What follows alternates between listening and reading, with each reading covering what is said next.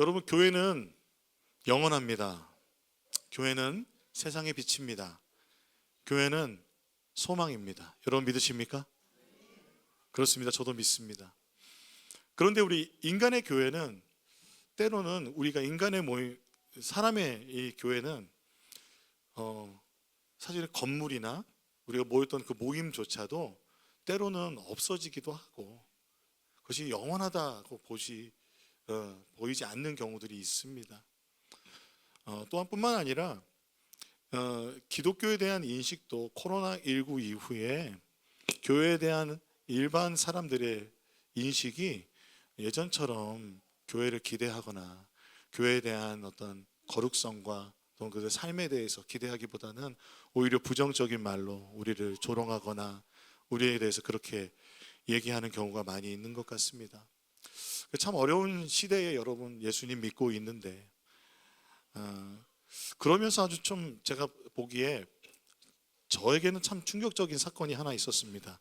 유럽에서는 교회로 쓰이던 건물이 이슬람을 믿는 무슬림들이 예배를 드리는 공간이 되기도 하고 또 예배를 드리는 공간이 클럽으로 바뀌는 경우가 있다. 그러면서 목사님들이 우리도 그렇게 되지 않도록 기도해야 된다는 말씀 많이 하셨는데 한 번은 어느 뉴스가 보니까 한 성수동에 있는 한 교회가 1984년에 건축한 교회인데 40년이 된 거예요. 근데 이제 40년이 되다 보니까 유지 관리가 이제 점점 어려운 거예요.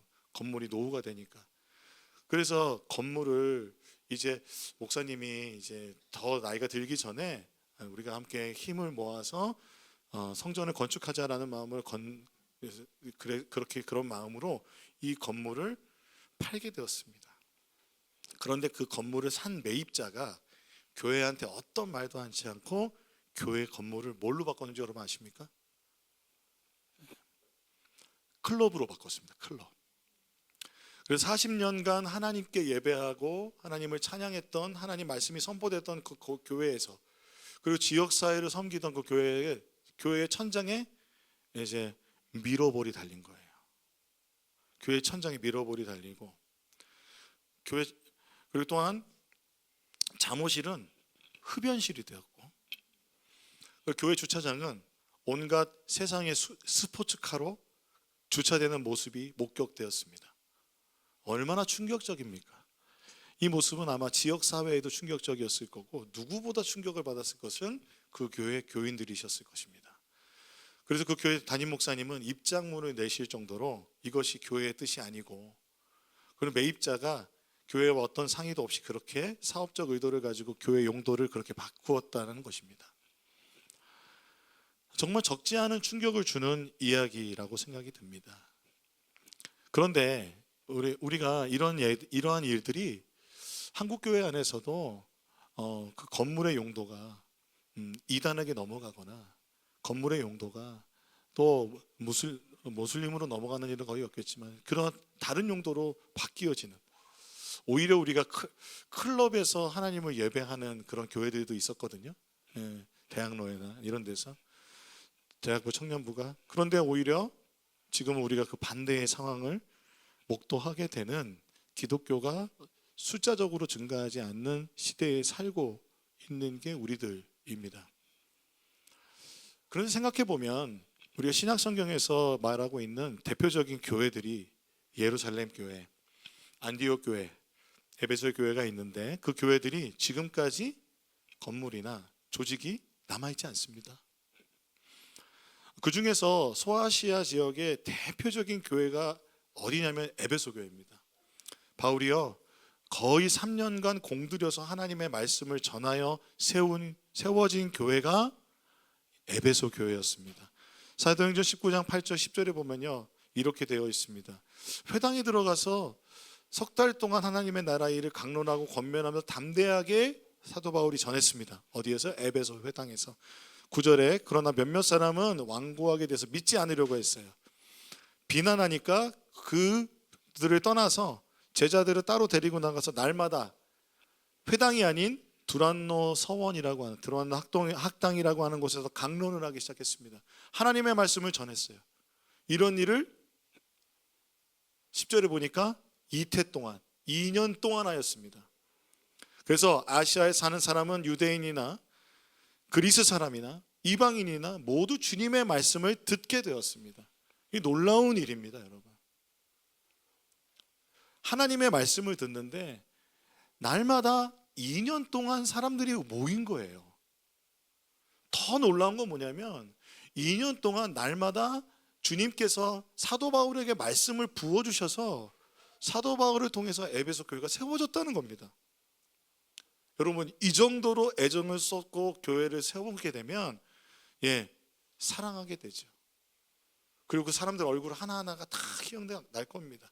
에베소 교회를 향한 사도 바울의 애정은요, 사도행전에서 사도 바울이 이제 예루살렘으로 떠나면서 에베소 장로들과 이별하는 고별 설교에서 나타나는데요. 여기 보면은 사도행전 20장 36절 38절에 보면 바울이 막 설교를 하고 말을 마치고 나서는 무릎을 꿇고 그들과 함께 기도하였다. 얼마나 뜨겁게 기도했을까요? 그리고는 모두 실컷 울고서 바울의 목을 끌어안고 입을 맞추었다.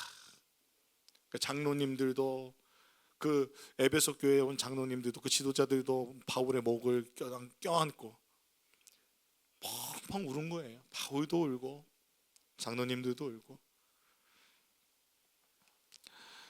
그리고 가장 마음 아프게 한 거는 다시는 자기를 볼 수 없을 거라고 바울이 말을 하는 거예요. 그러니까 바울은 이때 이후로 하나님의 복음의 말씀을 따라서 뒤도 돌아보지 않고, 에베소 교회가 너무 사랑스러웠지만 이제 다시 오진 않았습니다. 에베소 교회는 그런데 소아시아를 대표하는 교회가 됐습니다. 하나님의 말씀이 2년 동안 세워짐으로 에베소 교회는 사도 바울이 소아시아를 전도하는 그 서신서 사역을 했죠.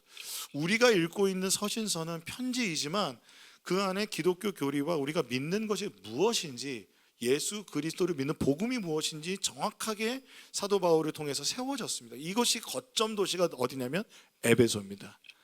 사도 바울이 세웠고 디모데가 사역했으며 또한 사도 요한도 그 교회 지도자로 있었던 곳이 바로 에베소 교회입니다.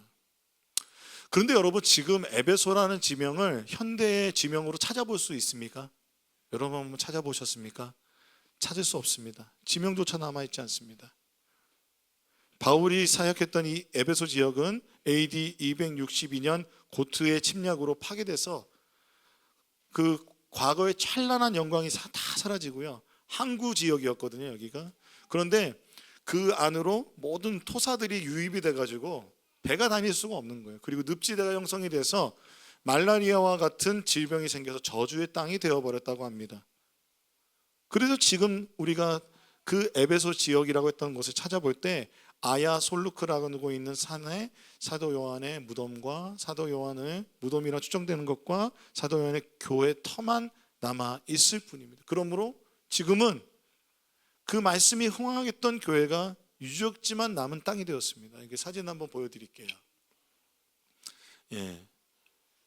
지금의 터입니다. 우리가 볼 수 있는, 여러분 만약에 가서 보시면, 그리고 사도 요한 교회 터이고 사도 요한의 무덤이라고 합니다.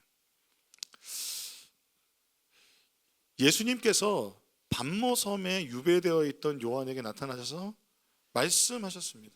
성령으로 임재하셔서 소아시아의 7교회에 말씀하여 주시는데, 성령 충만한 상황 가운데서 나타나신 예수님의 그 음성은 에베소 교회에 제일 먼저 말씀해 주십니다. 지금은 유적밖에 남아있지 않지만 그 당시에 제일 먼저 거명될 정도로 중요한 교회였던 겁니다. 제일 첫 번째 말씀하신 거예요. 그게 우리가 다시 기억해야 될 것은 7교회에 말씀하시면 7교회가 그리스도의 몸된 교회로서 지금 우리가 함께 모여있는 이 우리의 교회도, 지금 우리가 모여있는 이 교회도 포함되어 있는 걸 여러분 믿으시기 바랍니다. 지금 현대도 그리스도인의 몸된 교회에 주님이 말씀하시는 겁니다. 그런데 에베소 교회를 대표해서 말씀하시는 겁니다. 여러분, 모든 조직에는 역사가 있습니다. 그렇죠. 그 조직이 형성되는 역사 안에서 장점과 단점이 있고 그 특징이 나타나게 마련입니다.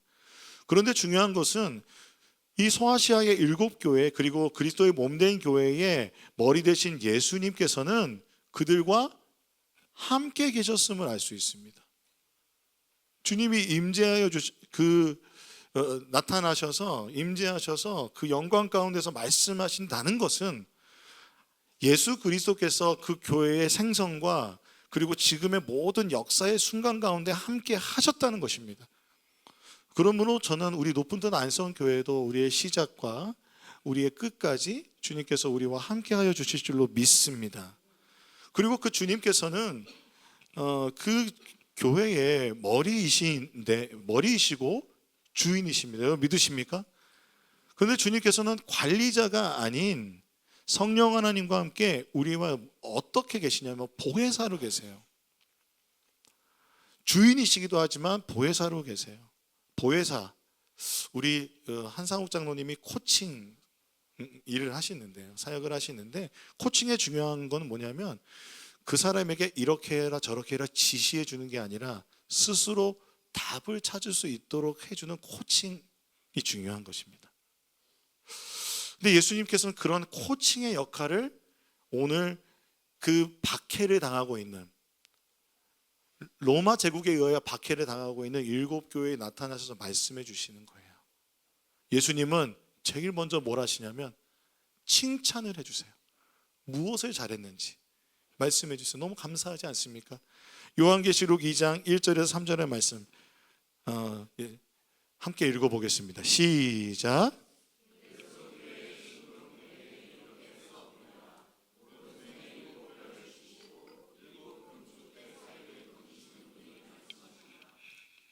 나는 내가 한 일과 내 수고와 인내를 알고 있다. 또 나는 내가 악한 자들을 참고 내버려 둘 수 없었던 것과 사도가 아니면서 사도라고 자칭하는 자들을 시험하여 그들이 거짓말쟁이임을 밝히는 것을 알고 있다.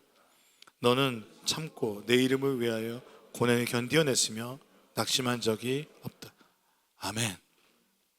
아멘. 주님은 여러분의 고군분투를 기억하십니다.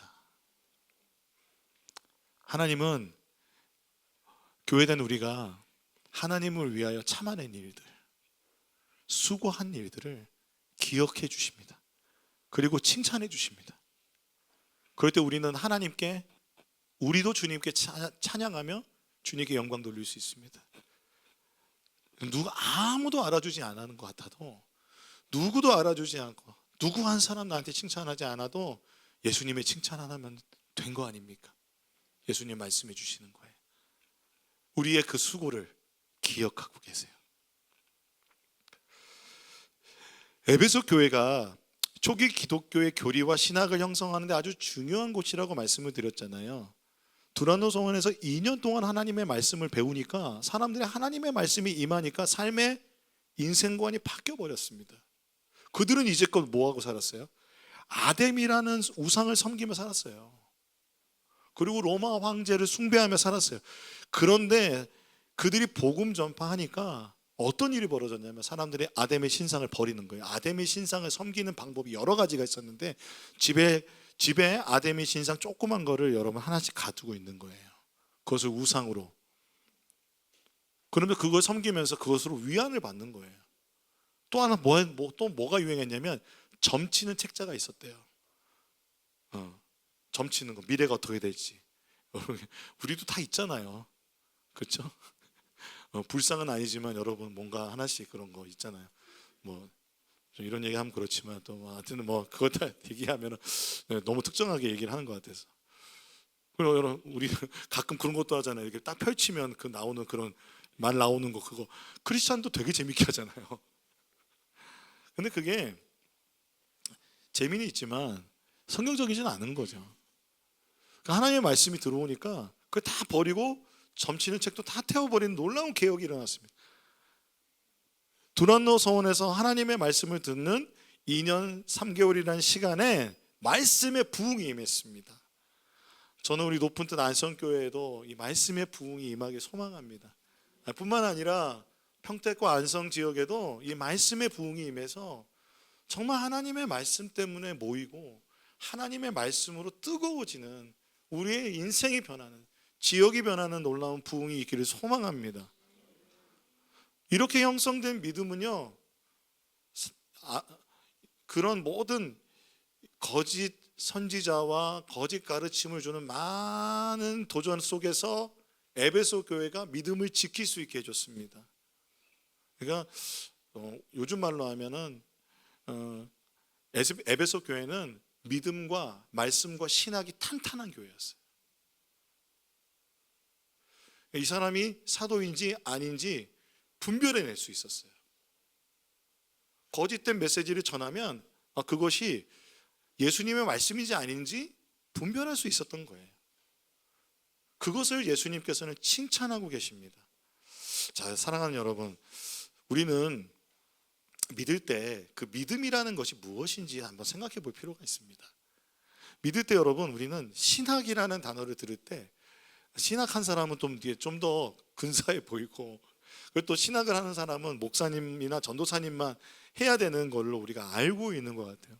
그리고 그것을 학문적인 어떤 인문학적인 그런 단어로만 생각하는 것 같아요. 그래서 일상과는 관련 없는 게 신학이라고 생각합니다. 그런데 제가 신학교를 들어가 보니까 신학의 정의를 제일 먼저 해요. 신학은, 여러분 한번 따라 보겠습니다. 신학은 하나님에 관한 이야기이다. 하나님이 어떤 분이신지 알고 그에 따라 어떻게 살아야 할지 아는 것입니다. 그에 따라 어떻게 살아야 할지 아는 것입니다. 그래서 여러분, 일상생활에 필요한 게 신학입니다. 하나님에 관해서 여러분이 알고 있는 것은, 그러니까 여러분만의 신학이 되고 있는 겁니다. 여러분의 신앙은 하나님에 대해서 알고 있다면 그것이 여러분의 신학이 되는데, 신학자들은 어려운 말로 할 뿐입니다. 그런데 우리가 일상생활에서는 쉽게 얘기할 수 있는 것입니다. 그러므로 여러분, 믿는 우리는 모두 신학자라고까지도 이야기할 수 있습니다. 그런데 우리가 믿음에 대해서 생각할 때 그런 학문적인 말씀의 어떤 말씀을 읽고 배우고 이런 부분들에 대해서, 그러니까 여러분 어려워하거나 부담 갖거나 할 것이 아니라, 믿음에 있어서 이 말씀이 되게 중요합니다. 믿음은 들음에서 나고 들음은 하나님의 말씀에 있습니다. 그렇죠? 믿음은 바라는 것들의 실상이요, 보이지 않는 것들의 증거입니다. 그러니까 믿음을 정의하는 게 굉장히 어렵죠. 그런데 오직 믿음으로 살리라는 것이 기독교의 중요한 가치입니다. 이신칭의. 근데 믿음을 정의하지 않으면, 그러면 이신칭의라고 하는 내가 뭘 믿는지가 헷갈리는 거예요. 그래서 이 믿음이 무엇인가를 잘 생각해 보아야 되는데요, 제가 하나의 책을 소개해 드리고 싶습니다. 노진준 목사님의 믿음을 의심하다. 책 제목이 너무 좋죠. 믿음을 의심하다라는 책을 한번 읽어보세요. 이 목사님은 기독교 변증가로 굉장히 탁월하신 분인데, 믿음에 대해서 3가지 요소를 제시합니다. 제가 1장만 제가 참고했는데, 첫 번째, 지적인 동의로서의 믿음입니다. 지적인 동의뿐만 아니라 지적인 동의로서의 믿음. 두 번째는 확신과 소신으로서의 믿음입니다. 그 세 번째는 신뢰로서의 믿음. 이 3가지 요소가 있다는 것입니다. 그러므로 믿기만 하면 구원을 받는다고 했을 때, 이 믿기만 하면을 잘못 정의하면 안 되는 것입니다. 이 3가지 요소가 있어야 되는 거예요. 여러분, 지적인 동의가 왜 중요한지 아세요? 초대교회에서는요, 이 지적인 동의는 내 인생이 바뀌는 거였어요. 우상을 섬기고 이방신을 따라서 음란하게 살던 나의 인생을 완전히 180도 바꾸어서 예수 그리스도를 따라서 거룩한 삶을 살기로 결정하는, 그것이 지적인 동의였어요. 그것이 왜 그렇게 중요했냐면, 초대교회 박해를 받는 상황에서는 그 지적인 동의, 내가 이것을 부인하면 내 인생이 바뀌는 거죠. 내가 다시 이방신을 섬기는 걸 돌아갈 수 없는 거예요. 죽을지라도, 내가 순교할지라도 나의 부활을 믿고 그것을 지켜내는 것이죠. 그런데 문제는 국교가 됐잖아요. 국교가 되면서 모든 사람이 다 믿는 사람인 거예요. 태어나면서 다 유아 세례를 받아요. 예수 믿으세요? 믿어요. 제일 전도하기 어려운 것이 오히려 이렇게 말하는 곳이 진짜 전도하기 어렵습니다. 왜요? 믿는다고 말하지만 무엇을 믿느냐? 믿음의 대상과 믿음의 내용에 대해서 이야기라고 했을 때 설명하지 못하고 말하지 못합니다. 우리는 믿는다고 했을 때 지적인 동의의 믿음의 차원이 있다는 것을 기억해야 됩니다. 그렇기 때문에 우리가 믿음의 내용을 알아야 되는데, 근데 여기에만 머물러 있는 것이 아니라 나머지 두 가지 부분이 있잖아요. 뭐죠? 확신과 소신, 그리고 신뢰로서의 믿음은 지적인 동의가, 그러니까 거기에서 더 넘어서는 부분이 믿음에 있다는 것입니다. 여러분, 지적인 동의가 인생관의 문제라고 한다면 지금 현대를 살아가는 우리한테도 마찬가지예요. 현대를 살아가는 우리가 너무 세상이 좋아요. 세상에서 살아가고 행복하게 살고, 지금 우리는 예수 믿는다고 핍박받지도 않고, 그리고 세상에서 예수 안 믿어도 우리 눈에 보이게 행복하게 살 수 있죠. 그렇죠? 그런 상황에서 예수 믿으라고 했을 때 예수님을 믿는다는 그 지적인 동의에서 인생관을 바꾸고 예수님을 따라간다는 거 사람들이 선택하지 않습니다. 그래서 노진준 목사님은 약간 믿음이 의지의 문제라고 말씀하세요. 근데 그 부분이 인생관의 문제이기 때문에 우리도 그 강요할 수 없는 거예요. 일단 한번 믿어봐. 이게 말이 안 되는 거예요. 믿기만 하면 이라고 말할 때는 그 더 깊은 내용이 있는 것입니다. 그렇다면 무엇을 믿는 것이냐면, 하나님이 누구시며 예수 그리스도를 통한 복음의 내용과 또한 저는 2000년 동안 형성되어 온 기독교의 교리, 믿음에 대해서 우리가 알고 있는 것이 중요합니다. 그렇게 될 때 그러한 믿음을 가질 때 이 지적인 동의는 무엇을 향하여 가냐면 신뢰를 위한 지적인 동의가 됩니다. 한번 따라해 보겠습니다. 신뢰를 위한 지적인 동의.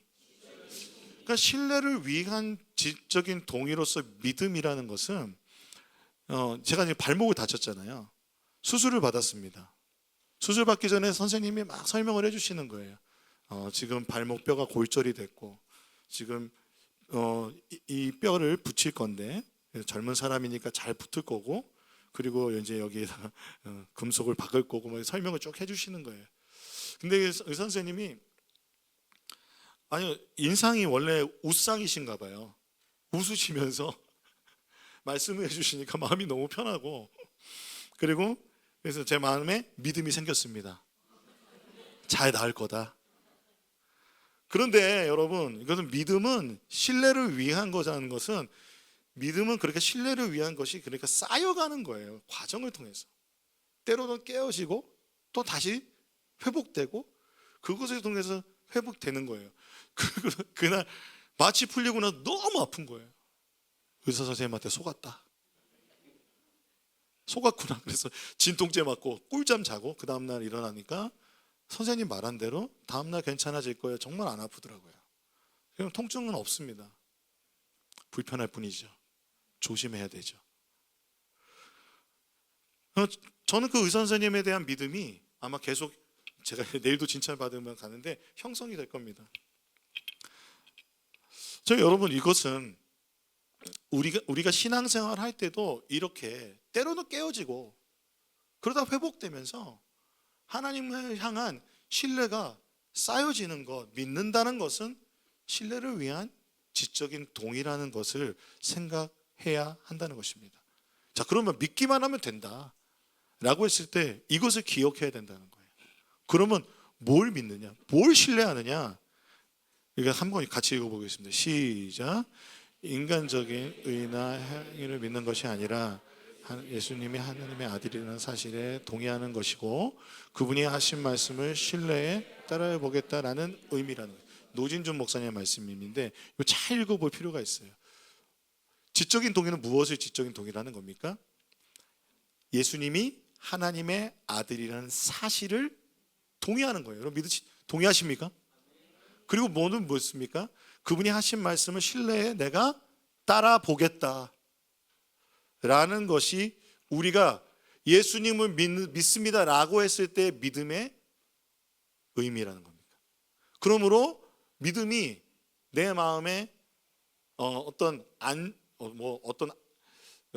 내 마음에 어떤 안심이 되는 그런, 또는 내 마음 속에 내 감정에 따라서 어느 날은 믿음이 좋은 것 같고 어느 날은 믿음이 바닥에 떨어져 있는 것 같고, 내 상황 따라서 롤러코스터를 타는 그런 믿음이 아니라, 이러한 믿음이라면 나에게서 중심이 있는 것이 아니라 예수 그리스도의 구속 행위, 예수님이 나를 구원하신 것에 기반을 한 믿음이라는 겁니다. 그러므로 여러분, 무엇을 믿는지 아셔야 돼요. 하나님이 어떤 분이신지 알기를 소망합니다. 그래서 오늘 높은 안성교회가 성경 읽기 하잖아요. 계속 성경 읽기 하고, 여러분이 어떻게 받아들이시든지 저는 계속 목사로서 저도 그렇게 돼야 되고, 또 성경 말씀을 읽고 묵상하여 주님 앞에 기도함으로 그 주님과의 그 깨어짐과 회복의 관계가 날마다 일어나야 되는 것이 바로 믿음입니다. 그럼 이것이 바로 성화의 과정이라고도 볼 수 있는 거예요. 그러할 때 외부의 거짓된 메시지가 올 때 지켜낼 수 있는 겁니다. 여러분, 그러므로 여러분 깨어서, 우리가 에베소 교회가 칭찬받았던 것처럼 우리 교회가 우리도 모두, 여러분 모두 다 하나님 말씀에 깨어있는 말씀으로 우리가 충만한 우리들이 되길 소망합니다. 그래서 예수님께서 특히 더 칭찬하신 게 뭐냐면, 요한계시록 2장 6절에 그런데 너에게는 잘하는 게 또 있대요. 6절에 한 번 더 칭찬하는데, 니골라 당이 하는 일을 미워한다. 니골라 당이 누구냐면요, 제가 여러 번 말씀드렸던 그런 구원받았으니까 너 마음대로 살아도 돼. 이방 괜찮아, 구원받았으니까 회개하면 되지 뭐. 이런 말 여러분 많이 들어보셨죠. 막 죄짓고 그럼 회개하면 되지 뭐. 그렇게 말하는 것은 성경이 말하는 회개가 아닙니다. 근데 니골라당은 그렇게 말하는 거예요. 그렇게 방종적인 삶을 살아라. 예수님이 말씀하십니다. 나도 그것을 미워한다. 그것을 분별해서 에베소 교회가 미워하겠습니다.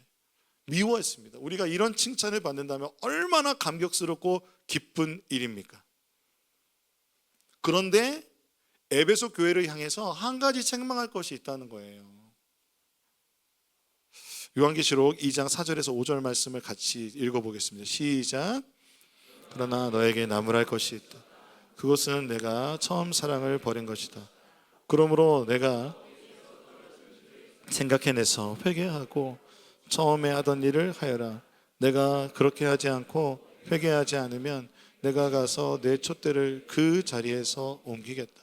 에베소 교회를 향한 예수님의 책망은 무엇이었냐면 처음 사랑을 버렸다는 거예요. 처음 사랑이 어땠어요?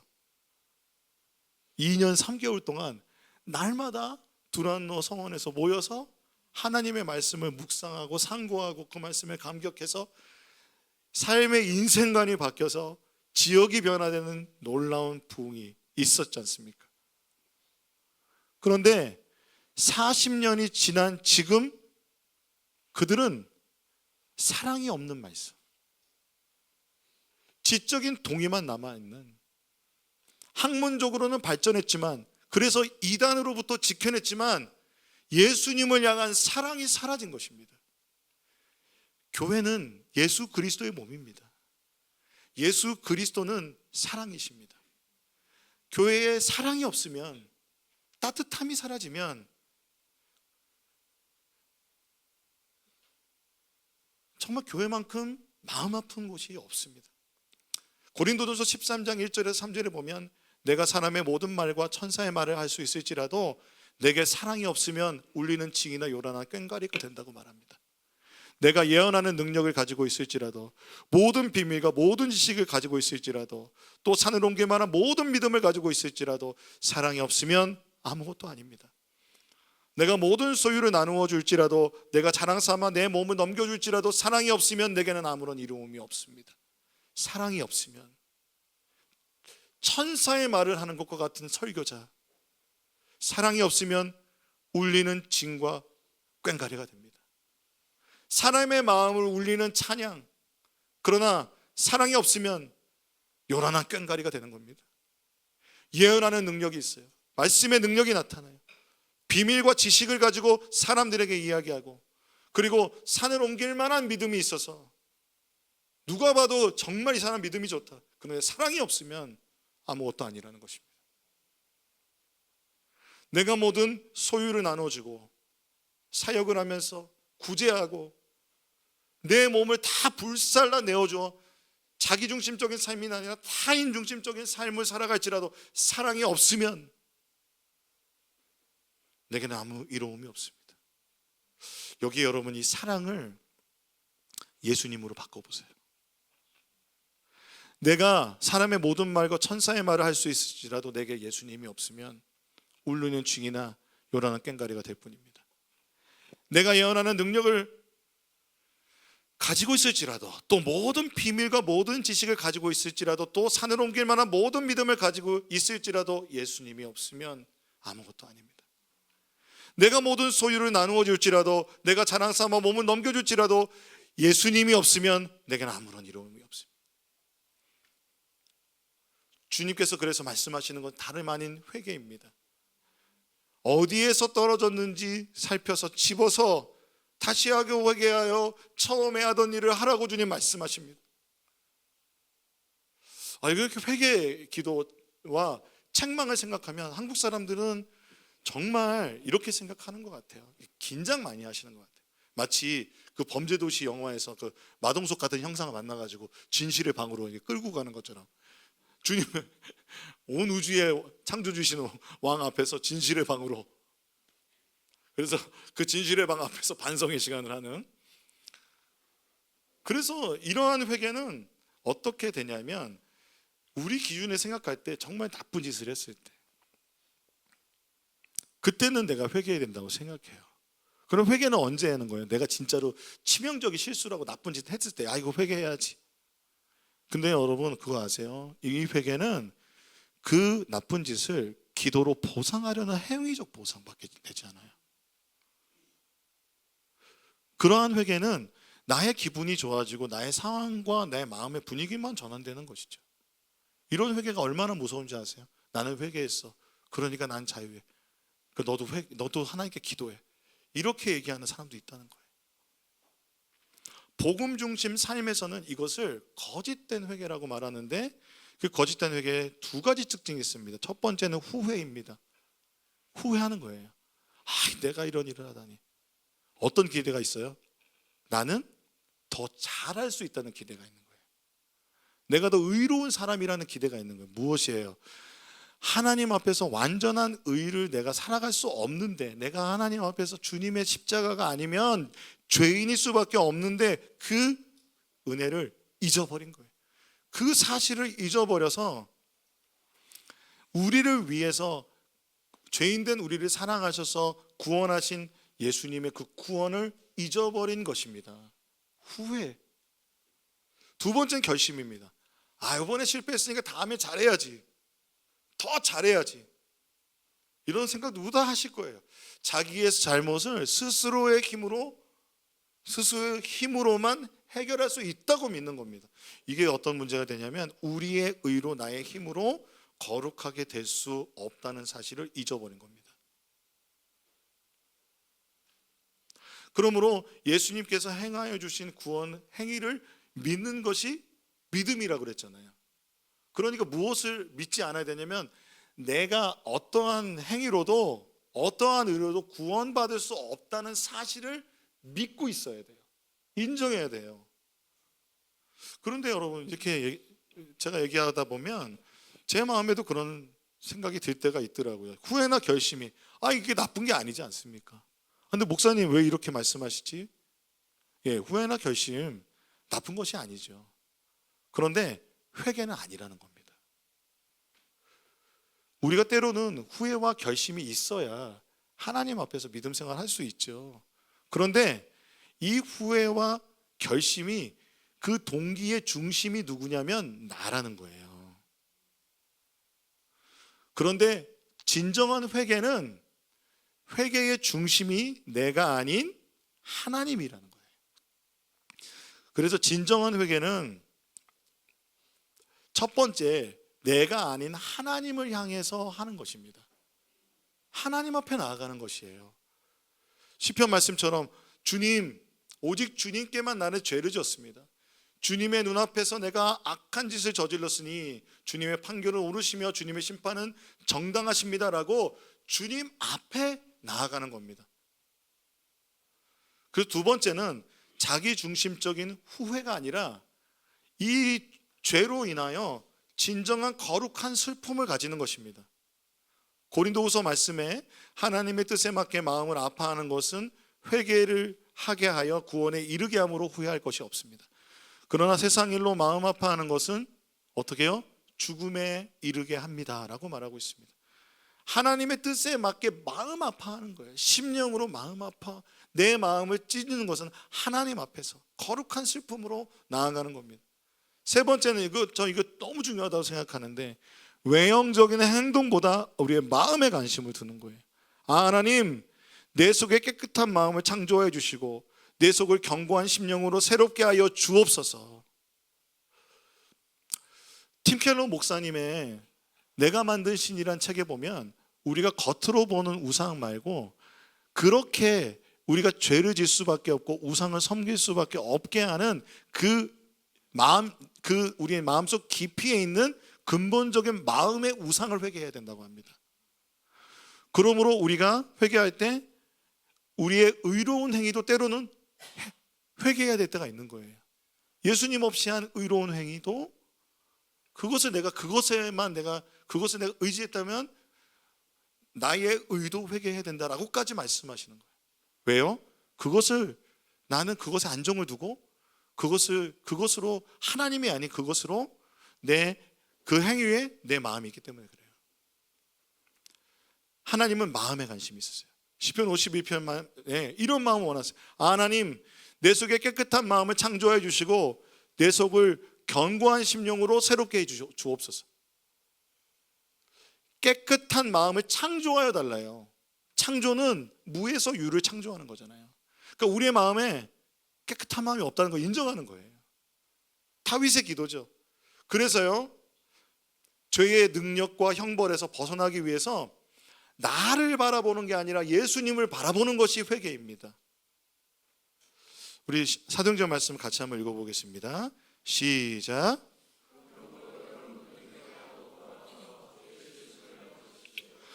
그러면 주님께로부터 편히 쉴 때가 올 것이며 주님께서는 여러분을 위해서 미리 정하신 그리스도이신 예수를 보내실 겁니다.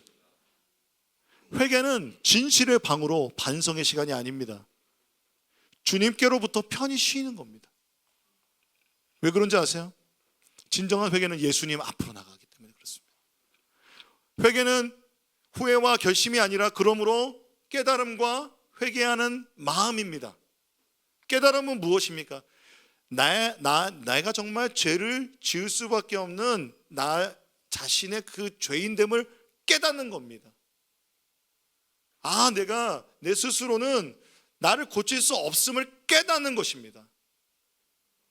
내가 스스로 나를 고칠 수 있다고 여러분 지금도 믿으신다면 다시 한번 말씀드립니다. 스스로 고칠 수 없음을 깨닫고 예수님 앞으로 나아가서 예수님께서 나를 용서해 주시고 나를 변화시켜 주시도록 구하는 것이 회개입니다. 여러분, 죄는 행위가 아니라 상태예요.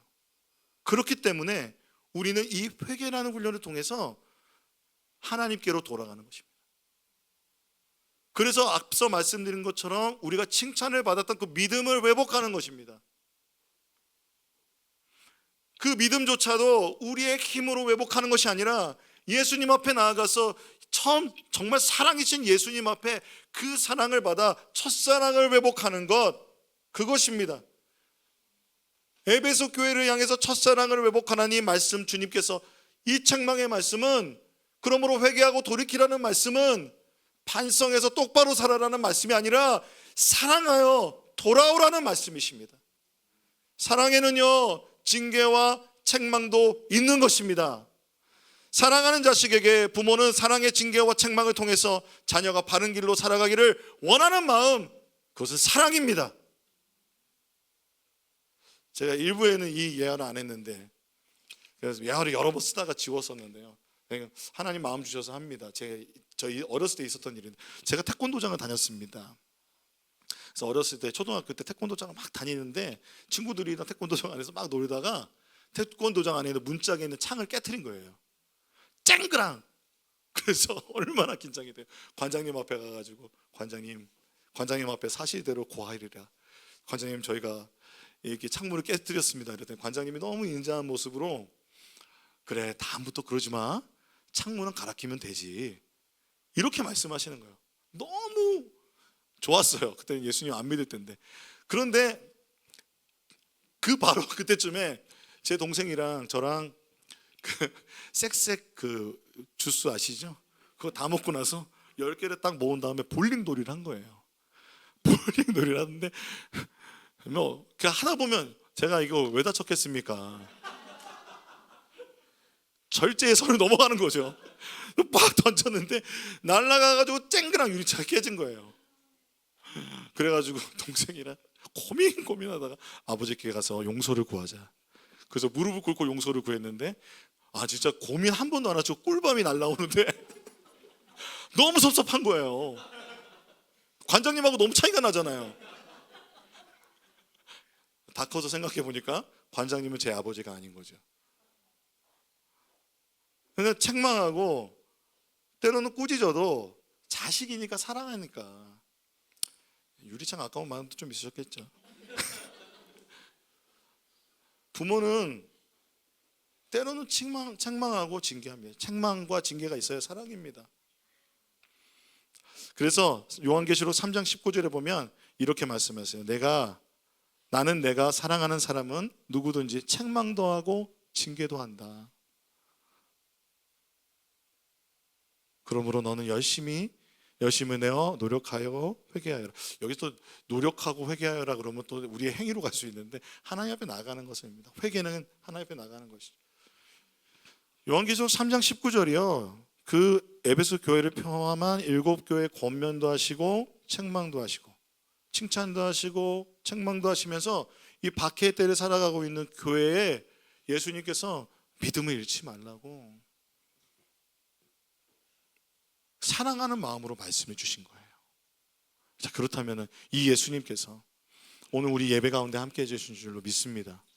그리고 예수님께서 우리 사랑하는 마음으로 우리에게 그렇게 말씀해 주시는 거예요. 우리 칭찬해 주세요. 우리 칭찬해 주세요. 격려해 주세요. 그리고 때로는 우리를 책망하고 징계하실 것도 말씀해 주시는 거예요.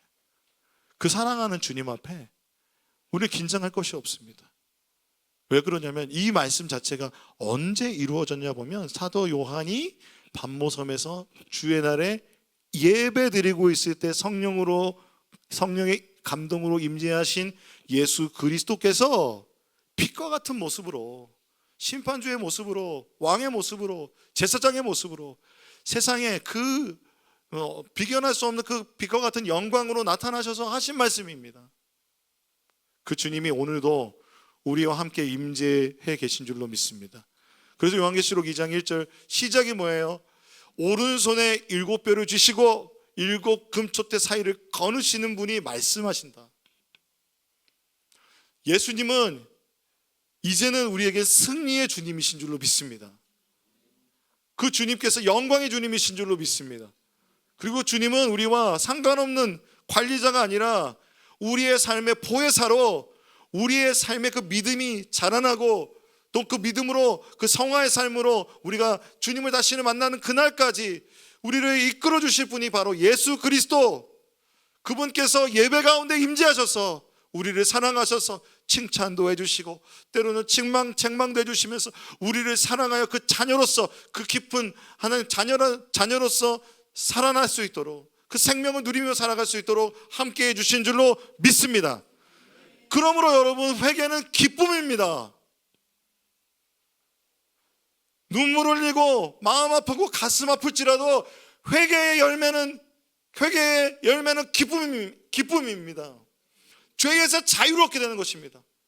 다시 한번 복음으로 말미암아 우리의 삶에 하나님께 나아갈 수 있는 은혜의 도구인 줄로 믿습니다.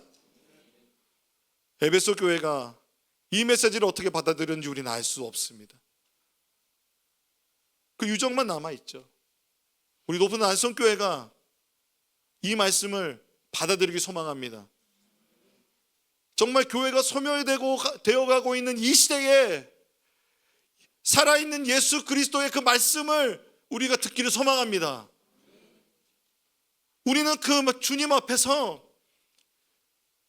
교회의 규모와 교회의 숫자와 교회의 영향력이 줄어드는 것을 고민하기보다는 주님 앞에 다시 한번 우리가 믿는 것이 무엇인지 회복하고 회개하여 돌이켜 회개의 기쁨을 누려 그 사랑하는 주님 앞에 돌아가 다시 한번 예배의 자리로 나아가는 예배자들이 되기를 소망합니다.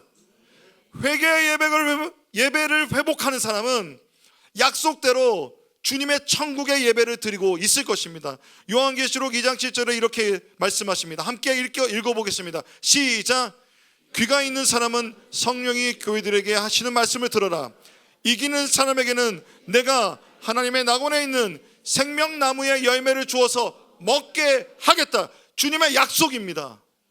다시 일어나 주님께 나아가 회개와 믿음으로 주님을 예배하는 예배자에게 생명나무의 열매를 먹게 하시는 놀라운 일이 우리의 삶 가운데 있을 줄로 믿습니다. 할렐루야.